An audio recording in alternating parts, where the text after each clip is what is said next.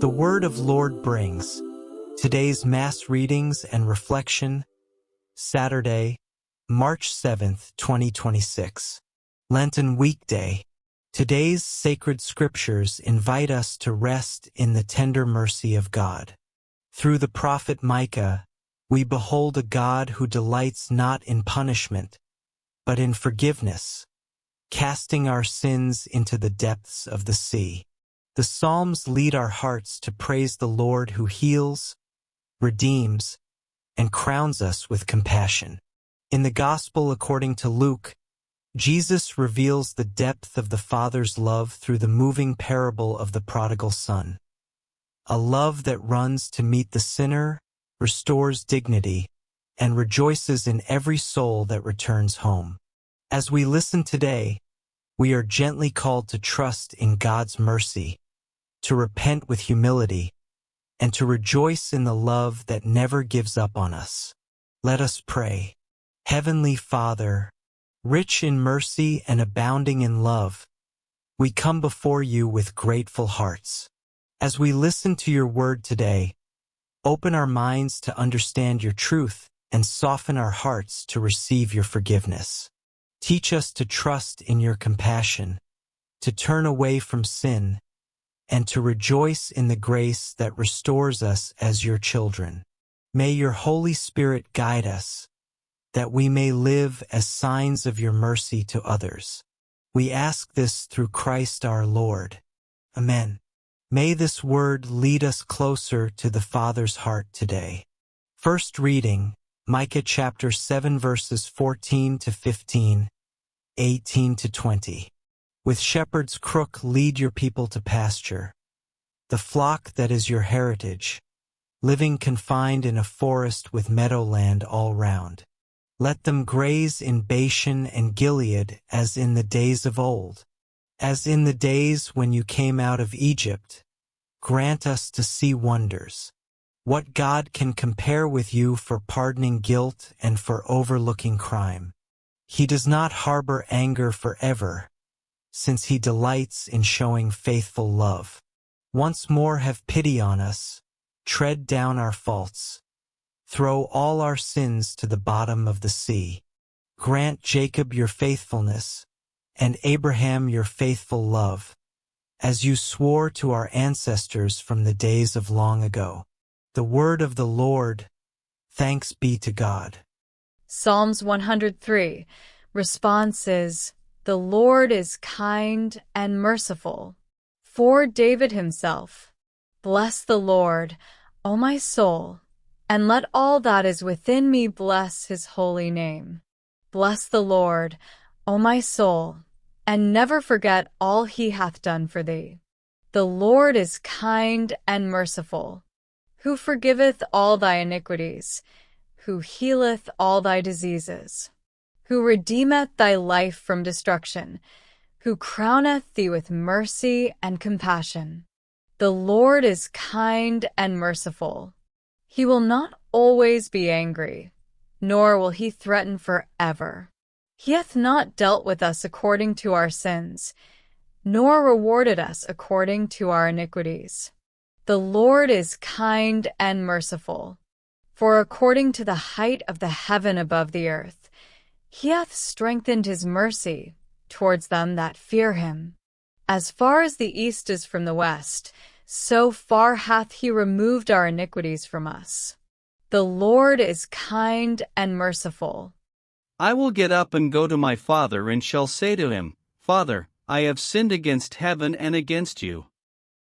Gospel, according to St. Luke chapter 15 verses 1 to 3, 11 to 32. The tax collectors and sinners, however, were all crowding round to listen to him. And the Pharisees and scribes complained, saying, This man welcomes sinners and eats with them. So he told them this parable. Then he said, There was a man who had 2 sons. The younger one said to his father, Father, let me have the share of the estate that will come to me. So, the father divided the property between them. A few days later, the younger son got together everything he had and left for a distant country where he squandered his money on a life of debauchery. When he had spent it all, that country experienced a severe famine, and now he began to feel the pinch. So he hired himself out to one of the local inhabitants who put him on his farm to feed the pigs.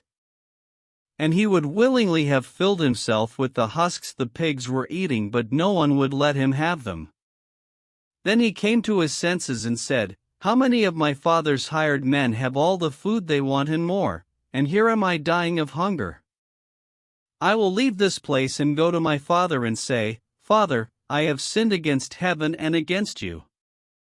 I no longer deserve to be called your son, treat me as one of your hired men.'"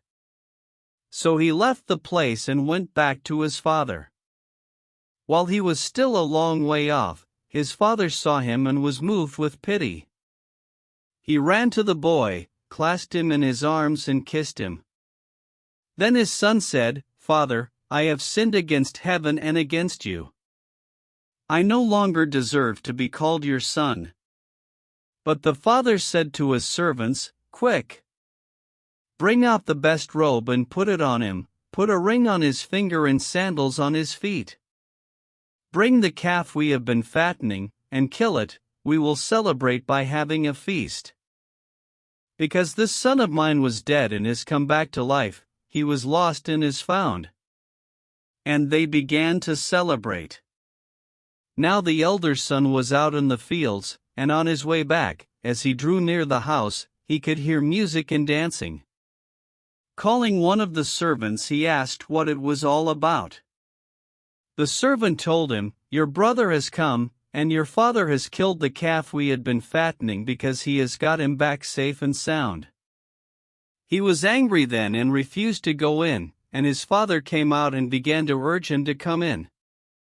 But he retorted to his father, "All these years I have slaved for you and never once disobeyed any orders of yours, yet you never offered me so much as a kid for me to celebrate with my friends. But, for this son of yours, when he comes back after swallowing up your property, he and his loose women you killed the calf we had been fattening." The father said, "My son, you are with me always and all I have is yours. But it was only right we should celebrate and rejoice, because your brother here was dead and has come to life, he was lost and is found." Gospel of the Lord, praise to you Lord Jesus Christ. Let us reflect on the Gospel. How can we love someone who has turned away from us and still forgive them from the heart? The prophets remind us that God never abandons us, even when we turn our backs on Him. As Micah proclaims, God delights in mercy and continually calls us back to Himself, Micah 7 verse 18. Again and again, He invites us home. Jesus expresses this truth most powerfully in the story of the father and his two sons, the longest parable in the Gospels, Luke 15. The heart of the story is not simply the contrast between an obedient son and a disobedient one, but the striking difference between the father's boundless mercy and the elder son's cold resentment. The father welcomes the repentant son with joy and generosity, while the elder son responds with anger and refusal to forgive. Though the younger son squandered his inheritance, his father's love for him never wavered.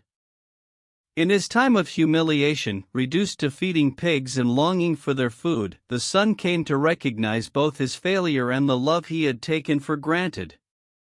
His repentance was sincere, yet he expected only partial reconciliation.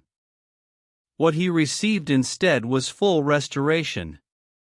Without a single spoken word of forgiveness, the father's actions said everything. The robe, the ring, and the feast revealed a love that restores dignity and celebrates new life. The son could not return to innocence, but he was welcomed back as a true son. His journey from guilt to forgiveness beautifully mirrors a resurrection, from spiritual death to new life. The parable also exposes the danger of unforgiveness. The father, who was deeply wronged, forgives freely. The elder son, who was not wronged, refuses mercy. His resentment hardens into pride and isolates him from the joy of the reconciled community. Through this parable, Jesus reveals the heart of God, kinder than we imagine, steadfast in hope, never giving up on the lost. God rejoices when even one sinner returns. Best wishes for the day. May the God of patience and justice fill you with peace, hope, and quiet joy in the Holy Spirit, and may your trust rest always in His saving hands. If today's readings have touched your soul, we invite you to like, comment, and subscribe to the Word of Lord, so together we may continue to grow in God's Word each day. Shalom.